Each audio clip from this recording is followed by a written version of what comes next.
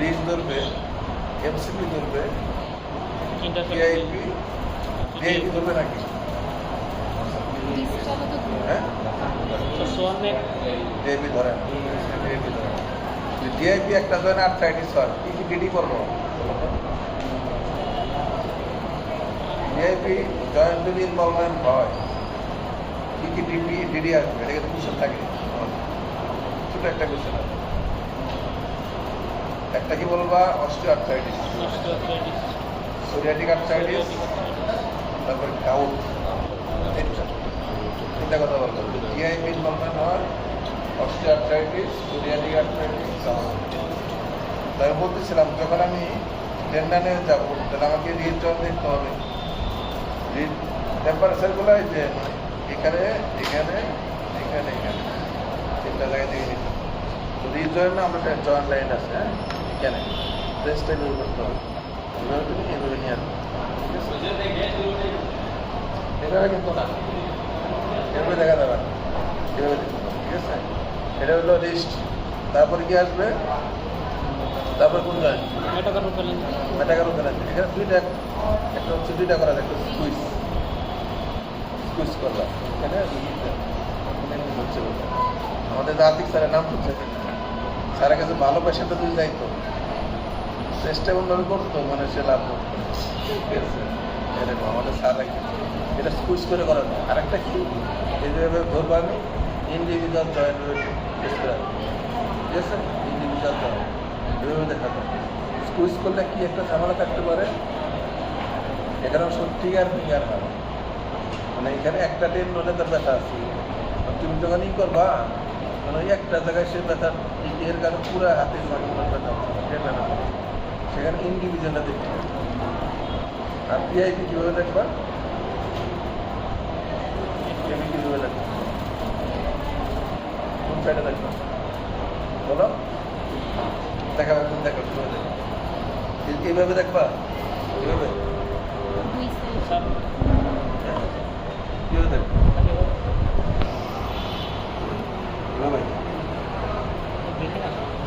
দেখা নাই তো, দেখায় নাই কেউ, ওকে দেখতে হবে কি এইভাবে। কারণ কি? কারণটা হচ্ছে এখানে কি টেন্ডন আছে জানো? উপরে সুপারফিশিয়াল টিন যেটা মাসেল টেন্ডন আছে, ঠিকই ওখানটা স্যার কি টেন্ডনগুলাই যেখানে লাগে, এখানে একটা এখানে একটা।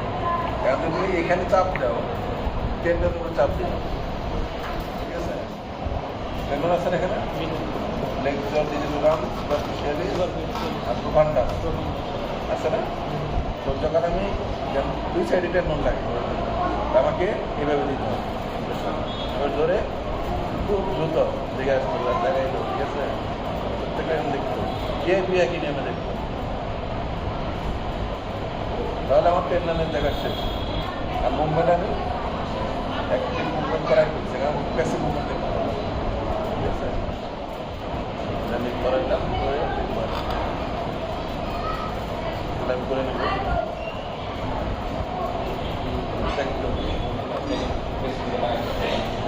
আগে দেখছো যে কোনটা রেজিস্ট্রেশন আছে, ওই সময় তোমার ধারণা নেই কোন টাইম রোগী যদি কান্না করে তাহলে কোথায় যদি রিমান্ডোলজি, তারপরে রোগী যদি কর্নালের সেন্টার নাম করতে হবে, এটার জন্য কী করতে হবে? টিনের সাইন, টিনের সাইন দেখতে হবে স্পেশাল টেস্টের মধ্যে, ঠিক আছে?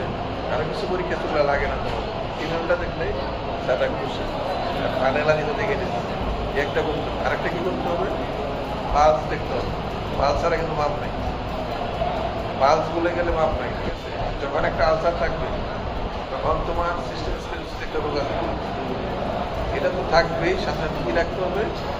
তার পেরিফেরাল ভাস্কুলার কোনো ডিজিজ, আর্টারিয়াল অবস্ট্রাকশন আছে কি, এটার জন্য পালস দেখতে হবে। আর নিউরোলজিকে কী দেখবা?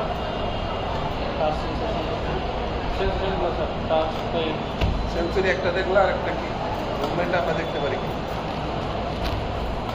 রেডিয়াল না, আলাম না, ইন্টারসেল না দেখতে, ঠিক আছে? দেখতে এটা একটা আছে, ওকে সাইড, ঠিক আছে?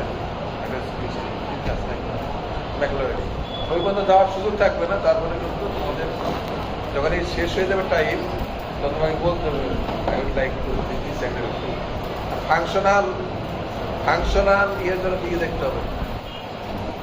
লাস্টে ফাংশনাল একটি কথা আছে, দেখলে তারপর ফাংশনাল ইম্পেয়ারমেন্ট এটা কি দেখবো?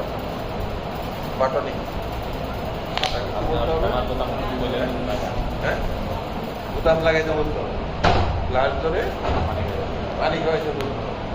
এই তিনটা হেডিংয়ে তোমাদের এক্সামিনেশনগুলো নি জয়েন্টেও একই কথা, নি জয়েন্টেও একই কথা। দক্ষিণ মুম্বাইতে ওটা আমি আরেকদিন বরাবর সবচেয়ে হলো তোমাদের তোমরা কেস পাবা, সম্ভবত আমার বুধবারে ক্লাসটা করে তোমাদের সাথে, ঠিক আছে? বুধবারে কেসগুলো তোমাদের এখন কিন্তু নিজের ইচ্ছাতে আমরা যখন পাবো আমরা তো বলবোই, পরে এসে কেস দেবা, কেস দেওয়ার সাথে সাথে ওটাকে নোটিশ করতে হবে আমাদের যে স্যার এই রিমান্ডের যে কোনো কেস আছে দেখা।